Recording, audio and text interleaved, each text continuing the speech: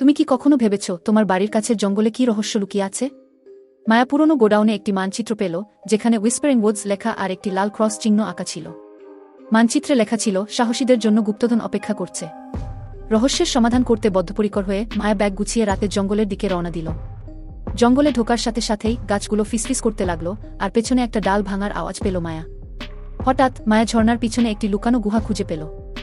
ভেতরে ঝলমলে নীল আলোয় এক রহস্যময় প্রতীক জ্বলছিল, আর মাঝখানে একটি উজ্জ্বল রত্ন রাখা ছিল। একটি গম্ভীর কণ্ঠ বলল, গুপ্তধন পেতে হলে এই ধাঁধার উত্তর দাও। কিসের চাবি আছে, কিন্তু তালা খোলার ক্ষমতা নেই? মায়া তাড়াতাড়ি উত্তর দিল, পিয়ানো। সাথে সাথে পাথরের স্তম্ভ নিচে নেমে গেল, আর তার নিচে উজ্জ্বল সোনার চাবি বেরিয়ে এলো। গুহা কাঁপতে লাগল, বিশাল পাথর ভেঙে পড়তে শুরু করল। মায়া দৌড়ে পালিয়ে গেল, ঠিক সময়ে গুহার প্রবেশপথ বন্ধ হয়ে গেল। বাড়ি ফিরে মায়া সেই সোনার চাবি দিয়ে পুরনো একটি বাক্স খুলল। ভিতরে ছিল তার প্রপিতামহের লেখা ডায়েরি, যেখানে আসল গুপ্তধনের রহস্য লেখা ছিল।